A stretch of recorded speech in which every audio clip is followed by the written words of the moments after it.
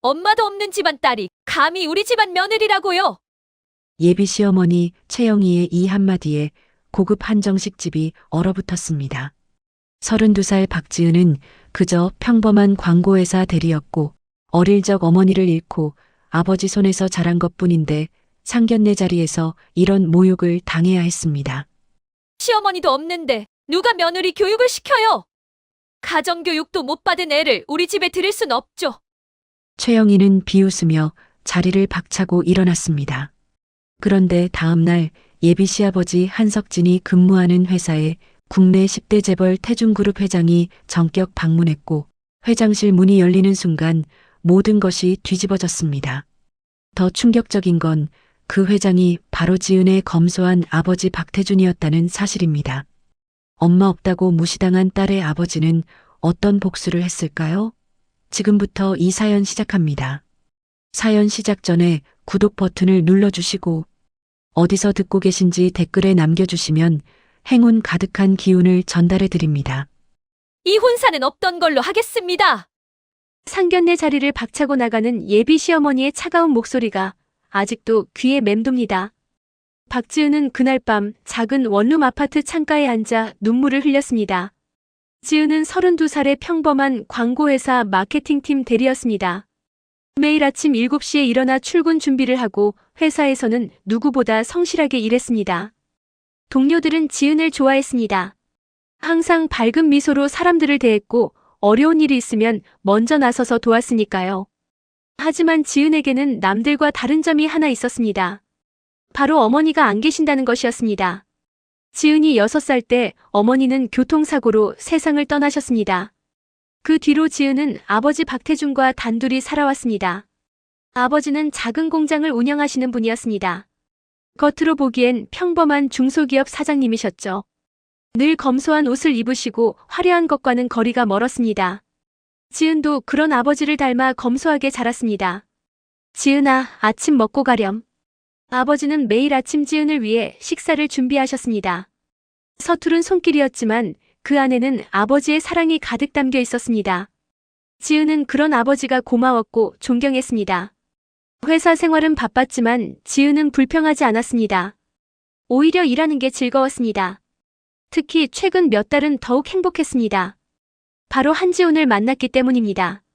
지훈은 같은 건물에 입주한 IT 회사 과장이었습니다. 우연히 엘리베이터에서 마주친 것이 인연의 시작이었죠. 지훈은 온화하고 배려심 깊은 사람이었습니다. 두 사람은 자연스럽게 가까워졌고 6개월 전부터 정식으로 사귀기 시작했습니다. 지은 씨, 우리 부모님께 인사드리러 가요. 저는 지은 씨와 결혼하고 싶어요. 석 달 전 지훈이 프로포즈를 했습니다. 지은은 기뻤습니다. 드디어 자신만의 가정을 꾸릴 수 있다는 생각에 설렜습니다. 아버지도 기뻐하시며 축복해 주셨습니다. 그런데 문제가 생겼습니다. 상견례 날짜를 잡고 준비하는 과정에서 지훈의 어머니 최영희가 이상한 질문들을 하기 시작한 겁니다. 지은 씨 어머님은 무슨 일 하세요? 아버님 회사는 어디에 있나요? 집은 어디 사세요? 아파트 평수는 얼마나 되나요? 전화 통화 때마다 최영희의 질문은 점점 노골적으로 변했습니다. 지은은 불편했지만 정직하게 대답했습니다. 어머니는 일찍 돌아가셨고 아버지는 작은 공장을 운영하시며 자신은 작은 아파트에서 아버지와 살고 있다고 말입니다. 전화기 너머로 들리는 최영희의 침묵이 길어졌습니다. 뭔가 불길한 예감이 들었지만 지은은 지훈을 믿었습니다. 지훈은 그런 것들을 신경 쓰는 사람이 아니었으니까요. 상견례 날이 다가왔습니다. 지은은 정성스럽게 준비했습니다. 단정한 옷을 입고 머리도 단아하게 올렸습니다. 아버지도 평소와 달리 깔끔한 정장을 차려입으셨습니다. 아버지, 긴장되세요? 괜찮다. 우리 지은이가 행복하면 그걸로 충분해. 아버지는 늘 그랬습니다. 지은의 행복이 최우선이었습니다. 두 사람은 약속 장소인 고급 한정식집으로 향했습니다. 식당에 도착하자 지훈네 가족이 이미 와 있었습니다. 최영희는 명품 한복을 입고 있었고 목에는 화려한 진주 목걸이가 걸려 있었습니다. 지훈의 아버지 한석진도 고급 정장 차림이었습니다. 안녕하세요. 지은과 아버지가 인사를 했습니다. 하지만 최영희의 표정은 차갑기만 했습니다. 위아래로 지은과 아버지를 훑어보는 그 눈빛에는 노골적인 실망이 담겨 있었습니다. 자리에 앉았지만 분위기는 어색했습니다. 최영희는 음식이 나와도 거의 입을 대지 않았습니다. 대신 계속해서 질문을 던졌습니다. 지은 씨 어머님은 어디 계세요? 드디어 나올 질문이 나왔습니다. 지은은 조심스럽게 대답했습니다. 어릴 때 돌아가셨습니다. 순간 최영희의 얼굴이 굳어졌습니다. 옆에 앉은 한석진도 미묘한 표정을 지었습니다. 지훈이 재빨리 화제를 돌리려 했지만 이미 분위기는 냉랭하게 식어 있었습니다. 그래서 누가 지은 씨를 키우셨나요? 제가 혼자 키웠습니다. 아버지가 담담하게 대답하셨습니다. 하지만 최영희의 표정은 더욱 굳어졌습니다. 식사 내내 최영희는 불편한 티를 노골적으로 냈습니다. 지은은 점점 작아지는 기분이었습니다. 왜 어머니가 안 계신다는 이유만으로 이런 취급을 받아야 하는지 이해할 수 없었습니다. 하지만 그때 믿을 수 없는 일이 일어나게 되는데 최영희의 차가운 시선이 지은을 훑었습니다. 상견례는 시작부터 삐걱거렸습니다. 지은은 32살의 평범한 광고회사 대리였습니다. 매일 성실하게 출근하고 동료들에게 인정받는 직장인이었죠. 하지만 지금 이 자리에서 지은의 그런 모습은 아무 의미가 없었습니다. 최영희의 눈에는 오직 한 가지만 보였습니다. 바로 어머니가 없는 집안의 딸이라는 사실이었습니다. 음식이 계속 나왔지만 식탁의 분위기는 점점 더 차갑게 식어갔습니다. 지은은 젓가락을 들었다 놓기를 반복했습니다. 목구멍으로 음식이 넘어가지 않았습니다. 지은 씨는 요리를 할 줄 아세요? 최영희가 물었습니다. 겉으로는 평범한 질문 같았지만 그 어조에는 날카로움이 숨어 있었습니다. 네, 아버지와 둘이 살다 보니 자연스럽게 배웠습니다. 아, 그렇군요. 그럼 한식은 물론이고 제사 음식도 다 준비할 수 있겠네요? 최선을 다해서 배우겠습니다. 지은이 공손하게 대답했습니다. 하지만 최영희는 코웃음을 쳤습니다. 배우긴요. 시어머니가 있어야 가르쳐 주시죠. 그런데 지은 씨는 친정어머니도 안 계시잖아요. 그 말에 지은의 얼굴이 굳었습니다. 아버지 박태준의 손이 살짝 떨렸지만 그는 참았습니다. 지훈이 어색하게 웃으며 끼어들었습니다. 어머니, 지은이는 정말 착하고 좋은 사람이에요. 착한 건 알겠는데 우리 집안 며느리 노릇을 할 수 있겠어요? 최영희의 목소리는 더욱 차가워졌습니다. 한석진은 옆에서 아내를 말리려다가 그만뒀습니다. 아내의 성격을 잘 아는 그는 지금 말려봤자 소용없다는 걸 알았습니다. 최영희가 말을 이었습니다. 그녀의 목소리에는 오만함이 가득했습니다. 우리 집안은 대대로 며느리 교육을 중요하게 여겨왔어요. 시어머니가 며느리에게 집안 예절과 법도를 가르치는 게 전통이거든요. 그런데 지은 씨는 친정어머니도 없고 시어머니인 제가 아무리 가르쳐도 기본이 안 되어 있으면 소용없잖아요. 지은은 숨을 깊이 들이마셨습니다. 모욕감이 밀려왔지만 꾹 참았습니다. 사랑하는 지훈과의 미래를 위해서라면 이 정도는 견딜 수 있다고 생각했습니다. 하지만 최영희의 공격은 멈추지 않았습니다. 어릴 때부터 어머니 손에서 자란 딸이랑은 다르죠. 예절이며 손님 대접이며 명절 준비며 이런 게 다 어머니한테 배우는 건데 말이에요. 지은의 눈시울이 붉어졌습니다. 최영희는 그런 지은의 모습을 보면서도 멈추지 않았습니다. 오히려 더 가혹한 말들을 쏟아냈습니다. 그리고 솔직히 말씀드리면 집안 배경도 중요해요. 지은 씨 아버님께서는 작은 공장을 운영하신다고 들었는데 규모가 어느 정도 되나요? 박태준이 조용히 대답했습니다. 직원이 10명 정도 됩니다. 10명이요? 최영희의 얼굴에 실망이 더욱 짙어졌습니다. 한석진은 대기업 계열사 상무였습니다. 그들 부부의 눈에 직원 10명짜리 작은 공장은 보잘것없어 보였습니다. 참 솔직하시네요. 요즘 같은 세상에 그 정도 규모로 어떻게 운영하시는지 모르겠어요. 우리 집안은 대기업 임원 가문이거든요. 수준이 맞아야 혼사도 성사되는 법이죠. 최영희의 말투에는 조롱이 섞여 있었습니다. 지은의 눈에서 드디어 눈물 한 방울이 떨어졌습니다. 박태준의 주먹이 테이블 밑에서 꽉 쥐어졌습니다. 하지만 그는 여전히 참았습니다. 딸의 행복을 위해서라면 이 정도 모욕쯤은 견뎌야 한다고 생각했습니다. 최영희가 찻잔을 내려놓으며 말했습니다. 지은 씨가 나쁜 사람이라는 게 아니에요. 다만 우리 집안과는 수준이 안 맞는다는 거죠. 그 말에 지은은 더 이상 참을 수 없었습니다. 눈물이 뺨을 타고 흘러내렸습니다. 지훈이 지은의 손을 잡으려 했지만 지은은 손을 빼버렸습니다. 상견례 자리는 점점 더 냉랭해졌고 음식은 차갑게 식어갔습니다. 박태주는 말없이 앉아 있었습니다. 하지만 그의 눈빛 깊은 곳에서는 무언가가 타오르고 있었습니다. 25년간 억눌러왔던 감정들이 조금씩 깨어나고 있었습니다. 딸이 이렇게 무시당하는 모습을 보면서 그는 한 가지를 깨달았습니다. 자신의 선택이 옳았는지에 대한 의문이 들기 시작했습니다. 최영희는 여전히 말을 이어갔습니다. 우리 지훈이는 좋은 집안, 제대로 된 배경을 가진 집안의 딸과 결혼해야 해요. 그 순간 최영희의 입에서 결정적인 한마디가 터져나오게 되는데 이혼사는 없던 걸로 하겠습니다. 최영희의 선언에 식탁이 얼어붙었습니다. 지은은 귀를 의심했습니다. 방금 뭐라고 했을까요? 혼사를 없던 걸로 한다고요? 지은의 입술이 파르르 떨렸습니다. 눈물이 멈추지 않고 흘러내렸습니다. 평생 이렇게 큰 모욕을 당한 적이 없었습니다. 어머니, 그게 무슨 말씀이세요? 지훈이 당황해서 물었습니다. 하지만 최영희는 단호했습니다. 이미 결정을 내린 얼굴이었습니다. 그녀의 눈빛에는 어떤 미련도 없었습니다. 내 말 못 들었니? 이혼사는 안 돼.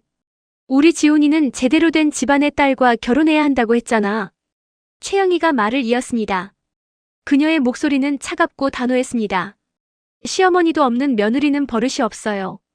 우리 집안 전통을 따를 수 없을 거예요. 그리고 집안 배경도 너무 안 맞고요.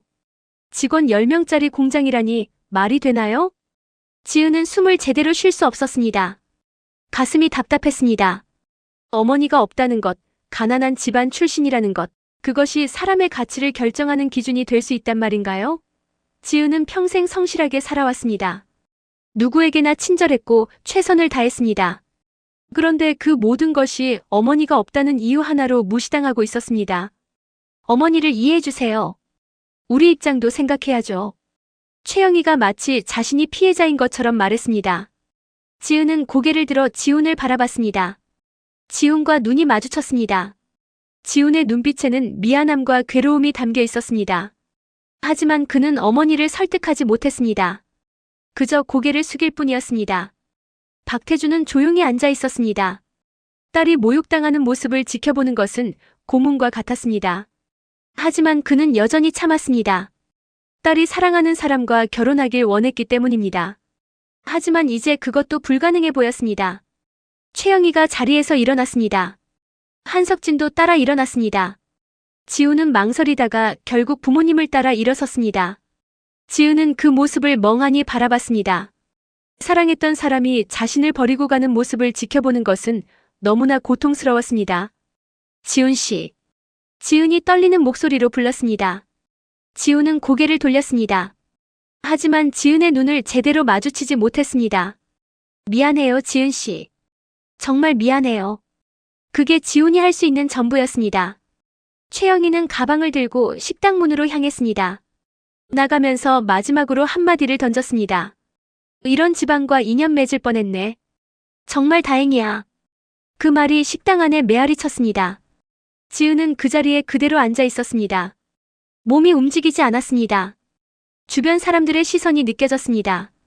다른 손님들이 수군거리는 소리가 들렸습니다. 하지만 지은은 아무것도 신경 쓸 수 없었습니다. 아버지 박태준이 천천히 일어났습니다. 그는 딸의 어깨에 손을 올렸습니다. 지은아, 일어나자. 지은이 고개를 들어 아버지를 바라봤습니다. 아버지의 얼굴에는 깊은 슬픔이 어려 있었습니다. 지은은 와락 아버지 품에 안겨 울음을 터뜨렸습니다. 박태준은 딸을 꼭 안아주었습니다. 딸의 흐느끼는 소리가 가슴을 찢었습니다. 식당을 나오는 길, 지은은 계속 울었습니다. 밖은 어두웠습니다. 차가운 바람이 불었습니다. 박태준은 말없이 딸의 등을 토닥였습니다. 25년간 평범하게 살아온 선택이 과연 옳았는지 의문이 들었습니다. 딸을 지켜주지 못한 자신이 한없이 무력하게 느껴졌습니다. 차를 타고 집으로 가는 동안 지은은 한마디도 하지 않았습니다. 그저 창밖을 바라보며 눈물만 흘렸습니다. 박태준도 말이 없었습니다. 하지만 그의 마음속에서는 무언가가 끓어오르고 있었습니다. 집에 도착했습니다. 지은은 방으로 들어가 문을 닫았습니다. 박태준은 거실에 혼자 남았습니다. 그는 창밖을 바라봤습니다. 서울의 야경이 펼쳐져 있었습니다. 저 도시 어딘가에 자신의 진짜 세계가 있었습니다. 박태준은 주먹을 꽉 쥐었습니다. 25년간 숨겨왔던 정체, 태준그룹 회장이라는 진실을 드러낼 때가 온 것 같았습니다. 더 이상 참을 수 없었습니다. 딸이 이렇게 무시당하는 걸 그냥 두고 볼 수는 없었습니다. 그날 밤 박태준은 잠들지 못했고 새벽에 중요한 결심을 하게 되는데 다음 날 아침 지은은 출근하지 못했습니다. 회사에 전화를 걸어 아프다고 말했습니다. 거짓말은 아니었습니다. 정말로 아팠으니까요. 마음이 너무 아팠습니다. 지은은 방에 누워 천장만 바라봤습니다. 눈물도 다 말라버렸습니다. 그저 멍하니 시간만 흘러갔습니다. 핸드폰이 울렸습니다. 지훈이었습니다. 지은은 전화를 받지 않았습니다. 다시 울렸습니다. 또 받지 않았습니다. 세 번째 울렸을 때 지은은 마지못해 전화를 받았습니다. 지은 씨. 네. 지은의 목소리는 무기력했습니다. 지훈이 한숨을 쉬었습니다. 정말 미안해요. 어머니를 설득해 볼게요. 시간을 좀 주세요. 하지만 지훈의 목소리에는 확신이 없었습니다. 지은은 알 수 있었습니다. 지훈도 어머니를 설득할 자신이 없다는 걸요. 아니, 어쩌면 설득할 의지가 없는 것 같았습니다. 지훈 씨, 괜찮아요.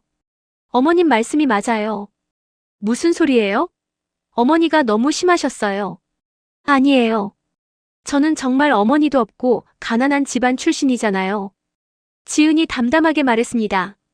지훈은 당황했습니다. 지은 씨, 그런 말 하지 마세요. 사실이잖아요. 어차피 우리는 처음부터 안 맞았던 거예요. 통화는 길지 않았습니다. 서로 할 말이 없었습니다. 전화를 끊고 지은은 다시 천장을 바라봤습니다. 인생이 이렇게 허무하게 무너질 수 있다는 게 믿기지 않았습니다. 며칠이 지났습니다. 지은은 겨우 회사에 나갔습니다. 동료들이 물었습니다. 지은아, 괜찮아? 얼굴이 왜 그래? 응, 괜찮아. 좀 피곤해서. 지은은 억지로 웃었습니다. 하지만 동료들은 알 수 있었습니다. 뭔가 큰일이 있었다는 걸요. 평소 밝던 지은의 모습은 어디에도 없었습니다. 그 무렵 한석진의 회사에는 긴급 공지가 떨어졌습니다. 태준그룹 회장이 직접 방문한다는 소식이었습니다. 한석진이 근무하는 회사는 태준그룹의 계열사 중 하나였습니다. 회장이 직접 방문하는 일은 거의 없었기에 회사 전체가 술렁였습니다. 왜 갑자기 회장님이 오신대? 계약 문제인가? 아니면 구조조정? 임원들은 불안해했습니다.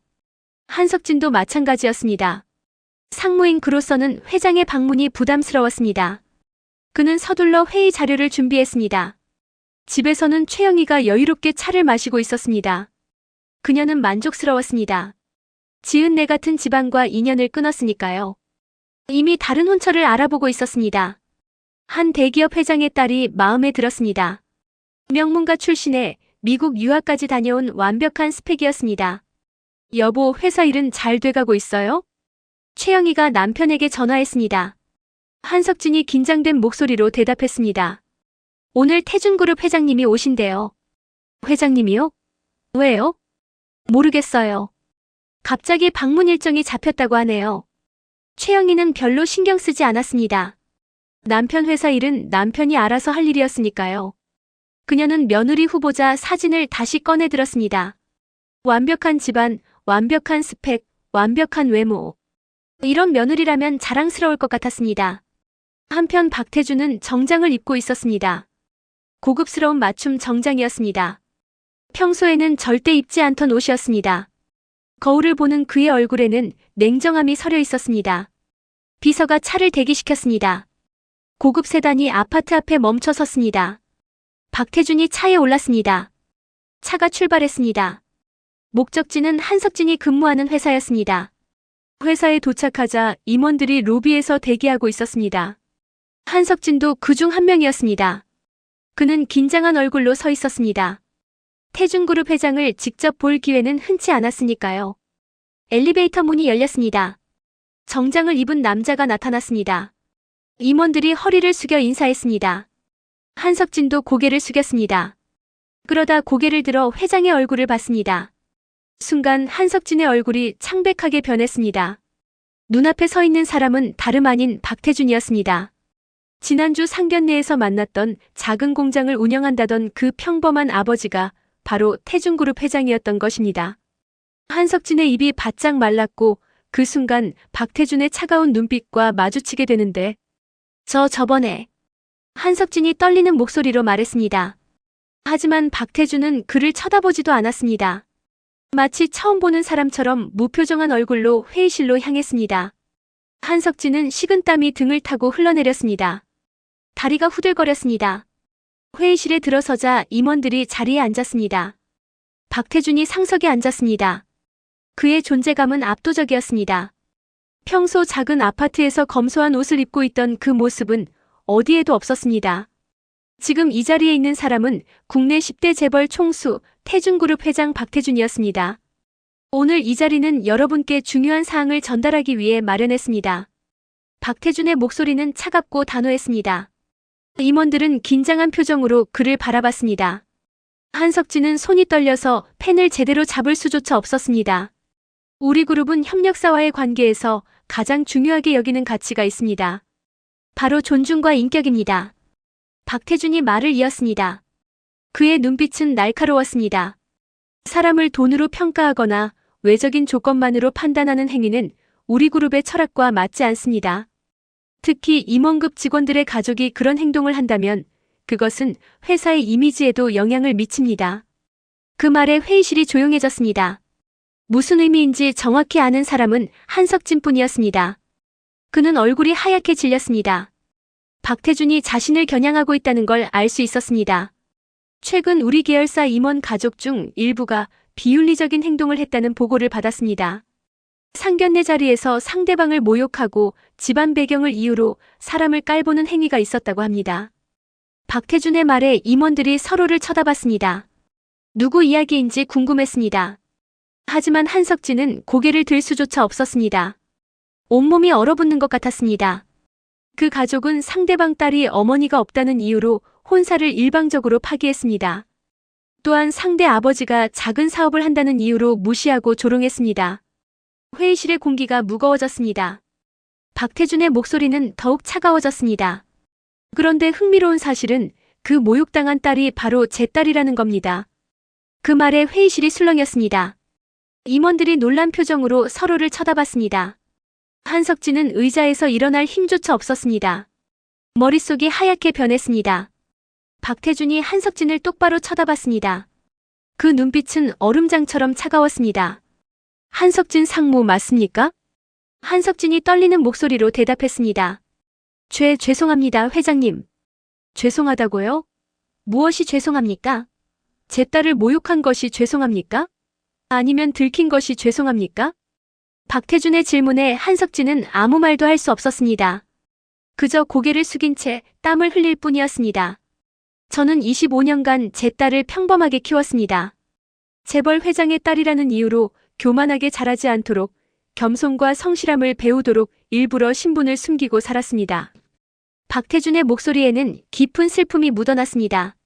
제 딸은 어릴 때 어머니를 잃었습니다.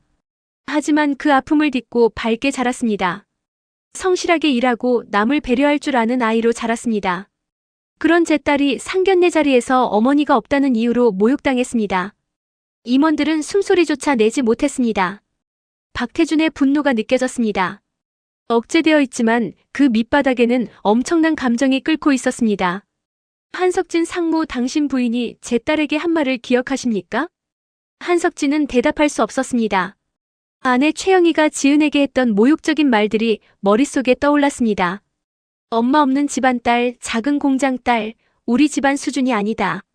그 모든 말들이 이제는 부메랑이 되어 돌아왔습니다. 당신 부인은 제 딸에게 이렇게 말했습니다. 엄마도 없는 집안 딸이 우리 집안에 시집 와서 뭘 하겠냐고.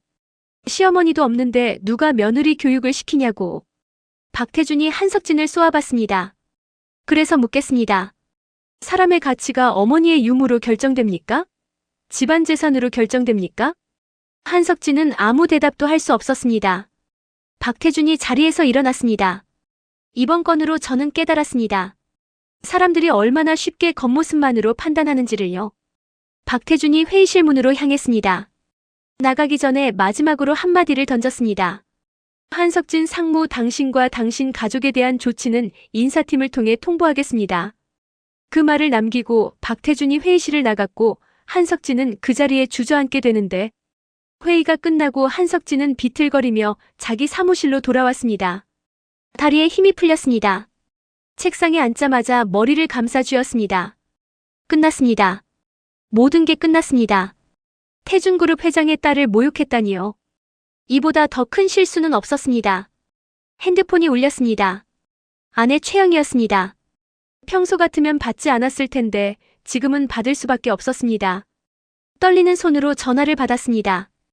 여보, 회의 잘 끝났어요? 최영이의 목소리는 여유로웠습니다. 아직 아무것도 모르고 있었습니다.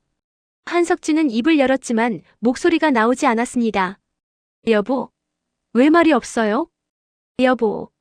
한석진이 간신히 말했습니다. 큰일 났어. 정말 큰일 났어. 무슨 일인데요? 회사에서 무슨 일 있었어요? 태준그룹 회장이 오셨어. 그래서요? 회의 잘 안 됐어요? 최영희는 여전히 사태의 심각성을 이해하지 못했습니다. 한석진이 떨리는 목소리로 말했습니다. 그 회장이 지난주에 상견례에서 만났던 그 사람이야. 네. 무슨 소리예요? 박지은 시아버지 말이야. 작은 공장 운영한다던 그 사람. 그 사람이 태준그룹 회장이었어. 전화기 너머로 침묵이 흘렀습니다. 최영희가 말문이 막힌 것 같았습니다.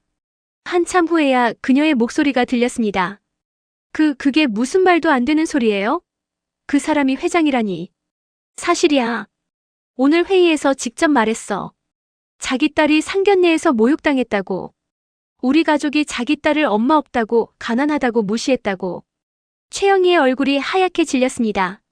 손에 들고 있던 찻잔이 떨어져 바닥에 깨졌습니다. 하지만 그녀는 그것조차 신경 쓰지 못했습니다. 그럼 우리가 끝났어. 회장님이 인사 조치를 하겠다고 하셨어. 한석진의 목소리는 절망적이었습니다. 상무 자리는 물론이고 회사에서 쫓겨날 수도 있었습니다. 태준그룹 회장의 분노를 샀으니 업계에서 살아남기도 힘들 것 같았습니다. 최영희는 그제서야 자신이 무슨 일을 저질렀는지 깨달았습니다. 재벌 회장의 딸을 모욕했습니다. 엄마 없다고, 가난하다고, 수준이 안 맞는다고 말했습니다. 그 모든 말들이 이제 자신에게 돌아왔습니다. 어떡해요? 우리 어떡하면 좋아요? 최영희가 떨리는 목소리로 물었습니다. 한석진도 답을 알 수 없었습니다. 이미 엎질러진 물이었습니다. 그날 저녁 한석진은 일찍 퇴근했습니다. 아니, 퇴근이라기보다는 도망치듯 회사를 나왔습니다. 동료들의 수군거리는 소리가 들렸습니다. 이미 소문이 퍼진 것 같았습니다. 집에 도착하자 최영희가 창백한 얼굴로 기다리고 있었습니다. 지훈도 집에 와 있었습니다. 아들도 이미 사실을 알고 있는 것 같았습니다. 아버지, 정말인가요? 지훈이 아버지가 태준그룹 회장이라는 게 지훈이 믿을 수 없다는 표정으로 물었습니다. 한석진이 고개를 끄덕였습니다. 그래. 사실이야. 그럼 우리가. 지훈도 말을 잇지 못했습니다. 최영희는 소파에 주저앉았습니다. 머릿속이 복잡했습니다. 자신이 얼마나 어리석었는지 깨달았습니다. 겉모습만 보고 사람을 판단했던 것이 얼마나 큰 실수였는지 이제야 알았습니다. 우리가 사과해야 하는 거 아니에요? 최영희가 떨리는 목소리로 말했습니다. 한석진이 고개를 저었습니다. 이미 늦었어. 회장님 표정을 봤어. 용서할 생각이 전혀 없으셨어. 거실에 침묵이 흘렀습니다. 세 사람 모두 말이 없었습니다. 평온했던 일상이 하루아침에 무너졌습니다. 최영희가 그토록 자랑스러워하던 남편의 상무자리, 안정적인 생활, 체면 모든 것이 위태로워졌습니다. 지훈은 핸드폰을 꺼냈습니다. 지은에게 전화를 걸어야 할 것 같았습니다. 하지만 무슨 말을 해야 할지 몰랐습니다. 미안하다고? 돌아와 달라고? 그런 말을 할 자격이 있을까요? 어머니가 너무 심하게 하셨어요. 지훈이 조심스럽게 말했습니다. 최영희가 아들을 쳐다봤습니다. 지금 내가 나를 탓하는 거니? 그게 아니라 지은이는 정말 좋은 사람이었어요. 어머니가 너무 겉모습만 보신 거예요. 최영희는 아무 말도 할 수 없었습니다. 아들의 말이 맞았습니다. 자신이 너무 속물적이었습니다. 돈과 지위, 집안 배경만 중요하게 여겼습니다. 정작 사람의 본질은 보지 못했습니다. 한석진이 한숨을 쉬었습니다. 이제 어떻게 하면 좋겠니? 최영희도 지훈도 대답하지 못했습니다. 방법이 없었습니다. 그때 최영희의 머릿속에 한 가지 생각이 떠올랐습니다. 우리가 직접 찾아가서 사과하면 안 될까요? 한석진이 고개를 저었습니다. 소용없을 거야. 회장님 표정을 봤어. 절대 용서하지 않으실 것 같았어. 하지만 최영희는 포기할 수 없었습니다. 이대로 무너질 수는 없었습니다. 뭐라도 해야 했습니다. 그래도 가봐야 해요. 빌어야 해요. 최영희의 목소리는 간절했고 그날 밤 세 사람은 어떻게든 용서를 구할 방법을 찾기 시작했는데 다음 날 최영희는 남편과 아들을 데리고 박태준의 집을 찾아갔습니다. 주소를 알아내는 건 어렵지 않았습니다. 한석진이 회사 인사팀을 통해 조심스럽게 알아냈습니다. 평소 최영희가 무시했던 그 작은 아파트였습니다. 현관 앞에 섰을 때 최영희의 손이 떨렸습니다. 초인종을 누르는 것조차 두려웠습니다. 하지만 어쩔 수 없었습니다. 한석진이 초인종을 눌렀습니다. 잠시 후 문이 열렸습니다. 박태준이 나타났습니다. 그는 평소처럼 검소한 옷차림이었지만 그 눈빛만큼은 차가웠습니다. 최영의 가족을 보는 순간 그의 표정이 더욱 굳어졌습니다. 무슨 일입니까? 박태준의 목소리는 냉담했습니다. 한석진이 허리를 깊이 숙였습니다. 회장님 죄송합니다. 정말 죄송합니다. 최영희도 고개를 숙였습니다. 평생 남에게 고개 숙인 적 없던 그녀였지만 지금은 어쩔 수 없었습니다. 용서해 주십시오. 제가 잘못했습니다. 하지만 박태준은 표정을 바꾸지 않았습니다. 그는 차가운 목소리로 말했습니다. 이제 와서 사과가 무슨 소용입니까? 이미 제 딸은 상처받았습니다. 회장님 정말 잘못했습니다. 제가 너무 어리석었습니다.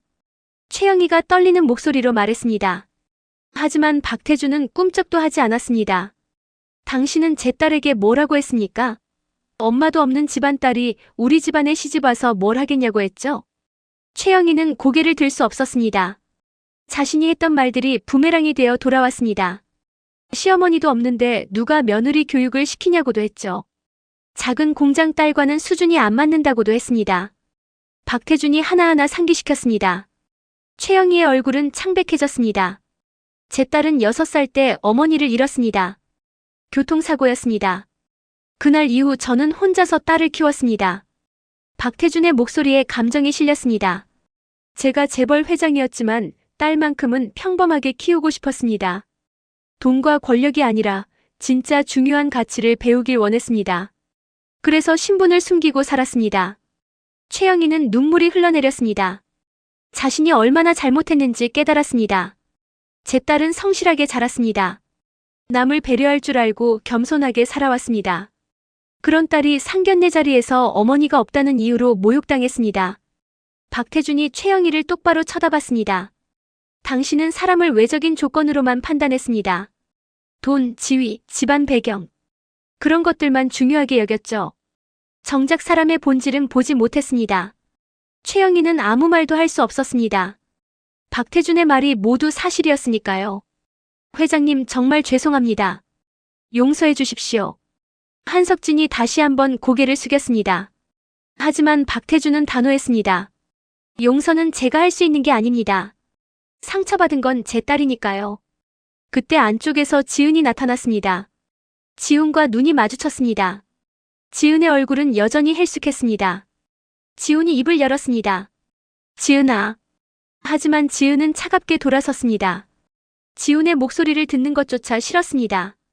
박태준이 말했습니다. 이제 돌아가시죠. 더 이상 할 말이 없습니다. 회장님 제발. 최영희가 울먹였습니다. 하지만 박태준은 단호하게 문을 닫으려 했습니다. 그 순간 최영희가 무릎을 꿇었습니다. 한석진과 지훈도 따라서 무릎을 꿇었습니다. 제발 용서해 주십시오. 제가 정말 잘못했습니다. 최영희가 바닥에 이마를 대며 빌었습니다. 평생 이런 굴욕을 당한 적 없던 그녀였지만 지금은 어쩔 수 없었습니다.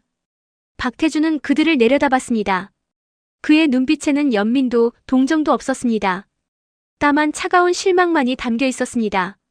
일어나십시오. 박태준이 말했습니다. 무릎 꿇는다고 해서 잘못이 용서되는 건 아닙니다.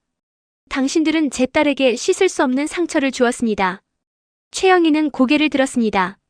눈물과 콧물이 범벅이 된 얼굴이었습니다. 하지만 당신들에게 한 가지 가르침을 주겠습니다. 박태준이 말을 이었습니다. 사람은 겉모습으로 판단하면 안 됩니다. 돈이 많다고 지위가 높다고 해서 훌륭한 사람이 되는 건 아닙니다. 진짜 중요한 건 그 사람의 인격과 마음입니다. 그 말을 남기고 박태준은 문을 닫았습니다. 최영의 가족은 복도에 남겨졌습니다. 그들은 한참을 그 자리에 무릎 꿇은 채 있었고 결국 고개를 숙인 채 집으로 돌아가게 되는데 며칠 후 한석진에게 인사 발령이 떨어졌습니다. 상무직에서 해임되었습니다. 태준그룹 계열사에서 더 이상 일할 수 없다는 통보였습니다. 한석진은 개인 짐을 싸서 회사를 떠났습니다. 동료들의 동정 어린 시선이 따가웠습니다. 집으로 돌아온 한석진은 최영희에게 말했습니다. 다 끝났어. 이제 어디서도 나를 받아주지 않을 거야. 최영희는 울음을 터뜨렸습니다. 자신의 교만함이 가족 전체를 무너뜨렸습니다. 평생 자랑스러워하던 남편의 지위, 안정적인 생활, 모든 것이 사라졌습니다. 지우는 지은에게 연락을 시도했습니다. 하지만 지은은 전화를 받지 않았습니다. 문자 메시지도 읽지 않았습니다. 결국 지우는 직접 지은의 회사로 찾아갔습니다. 퇴근 시간 지은이 회사 건물에서 나왔습니다. 지훈이 다가갔습니다. 지은아. 지은이 멈춰 섰습니다. 지훈을 보는 그녀의 눈빛은 차가웠습니다. 왜 왔어요? 미안해. 정말 미안해. 지훈이 고개를 숙였습니다. 어머니가 너무 잘못하셨어. 나도 너를 지켜주지 못했어. 용서해줘. 하지만 지은은 고개를 저었습니다. 지훈 씨, 이미 늦었어요. 지은아. 저는 지훈 씨를 사랑했어요. 정말 많이 사랑했죠. 하지만 지훈 씨는 저를 지켜주지 않았어요. 지은의 목소리는 담담했습니다. 상견례 자리에서 어머님이 저를 모욕할 때 지훈 씨는 아무 말도 하지 않았어요. 저를 사랑한다면서 어머님 앞에서는 한마디도 하지 못했죠. 지훈은 아무 말도 할 수 없었습니다. 지은의 말이 모두 사실이었으니까요. 진짜 사랑이라면 어머님을 설득했어야 해요. 저를 지켜줬어야 했어요. 하지만 지훈 씨는 그러지 않았어요. 지은이 돌아서며 말했습니다. 이제 우리는 끝이에요. 행복하세요. 지은이 걸어갔습니다. 지훈은 그 뒷모습을 바라만 봤습니다. 손을 뻗어보지만 닿을 수 없었습니다. 사랑했던 사람이 멀어져 갔습니다. 한편 박태준과 지은은 여전히 작은 아파트에서 살았습니다. 지은은 회사를 다니고 박태준은 여전히 검소하게 지냈습니다. 하지만 이제 지은은 아버지의 진짜 정체를 알았습니다. 아버지, 왜 그동안 숨기셨어요? 어느 날 저녁 지은이 물었습니다. 박태준이 미소를 지었습니다. 너를 평범하게 키우고 싶었단다. 돈과 권력이 아니라 진짜 중요한 가치를 배우길 원했어. 하지만 그 때문에 제가 상처받았잖아요. 그래, 아버지가 잘못 판단했다. 미안하구나. 박태준이 딸의 손을 잡았습니다. 하지만 너는 훌륭하게 자랐어. 성실하고 착하고 남을 배려할 줄 아는 사람이 되었지. 그게 아버지가 바랐던 거란다. 지은이 아버지를 안았습니다. 눈물이 흘러내렸습니다. 하지만 이번에는 슬픈 눈물이 아니었습니다. 감사의 눈물이었습니다. 고마워요, 아버지. 저를 이렇게 키워주셔서. 몇 달이 지났습니다. 지은은 새로운 삶을 시작했습니다. 회사에서 승진했고 새로운 프로젝트를 맡았습니다. 아버지와 함께 평범하지만 행복한 일상을 살아갔습니다. 최영의 가족은 어려운 시간을 보냈습니다. 한석진은 새 직장을 찾기 힘들었습니다. 최영희는 자신의 잘못을 깊이 반성했습니다. 지우는 지은을 잊지 못했지만 다시는 연락하지 않았습니다. 어느 날 박태준이 지은에게 말했습니다. 지은아, 이제 내 진짜 삶을 살아라. 아버지가 누구든 어머니가 계시든 안 계시든 그런 건 중요하지 않아. 중요한 건 내가 어떤 사람인가야. 지은이 고개를 끄덕였습니다. 그녀는 이제 알았습니다. 사람의 가치는 외적인 조건이 아니라 내면에서 나온다는 것을요. 세월이 흘렀습니다. 지은은 더욱 성장했습니다. 회사에서도 삶에서도 당당했습니다. 더 이상 누군가의 시선을 신경 쓰지 않았습니다. 자기 자신으로 충분했으니까요. 어느 봄날 지은은 새로운 사람을 만났습니다. 그는 지은의 겉모습이 아니라 진짜 마음을 보는 사람이었습니다. 박태주는 딸의 행복한 모습을 보며 미소 지었습니다. 이제야 제대로 된 사람을 만났구나. 지은이 웃으며 대답했습니다. 네, 아버지. 이번엔 진짜예요. 그렇게 지은은 새로운 행복을 찾았습니다. 상처는 아물었고 더 강한 사람이 되었습니다. 박태주는 딸의 그런 모습을 보며 자랑스러웠습니다. 결국 중요한 건 돈도, 지위도, 집안 배경도 아니었습니다. 진짜 중요한 건 그 사람의 마음이었습니다. 이 이야기는 우리에게 가르침을 줍니다. 사람을 겉모습으로 판단하지 말라는 것, 진짜 가치는 내면에 있다는 것, 그리고 교만함은 결국 자신을 무너뜨린다는 것을요. 여러분도 오늘 이 이야기를 통해 무언가를 느끼셨기를 바랍니다. 주변 사람들을 대할 때 겉모습이 아니라 마음을 보시길 바랍니다. 그것이 진짜 행복으로 가는 길입니다. 오늘 이야기가 도움이 되셨다면 구독과 좋아요 부탁드립니다. 그리고 댓글로 여러분의 생각을 나눠주세요. 다음에 또 좋은 이야기로 찾아뵙겠습니다. 감사합니다.